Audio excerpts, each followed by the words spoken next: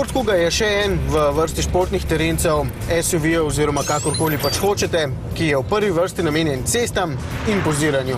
Na ime smo se hitro navadili in nima nobene veze z boleznijo, vseeno pa lahko okuži nekatere pristaše znamke Ford, ki si dolgo časa niso mogli omisliti avtomobila s štirikolesnim pogonom.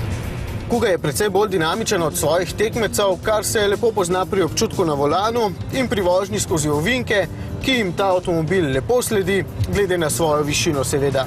Vzmetenje je s tako velikimi pnevmatikami dokaj trdo, nekateri bi rekli celo športno. No, športnosti tukaj ne gre iskati, sedi se lepo visoko in udobno, prostora je dovolj, zelo uporabno pa je ločeno odpiranje stekla na zadnjih vratih.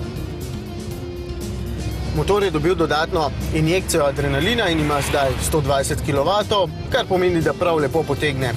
Ni tih, sploh v mrzlih jutrih ne, porabi pa okrog 8,5 litrov. Menjalnik je tokrat samodejni z dvojno sklopko, a ni posebej hiter in bo všeč predvsem tistim, ki se jim pač ne da prestavljati. Sam bi veliko raje izbral ročnega, ker so ti pri Fordu vedno dobri.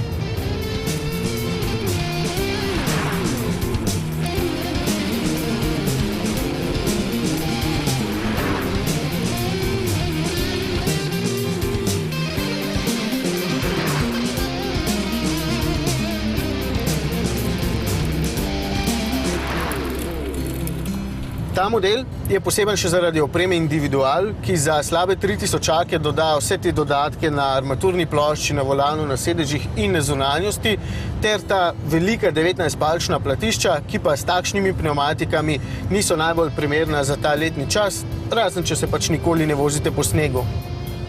Štirikolesni pogon je namreč dovolj zmogljiv, le gume morate imeti prave. No in če vam je oblika tega Forda všeč, potem vam tudi slabih 38 000 evrov ne bo težko odšteti zanj.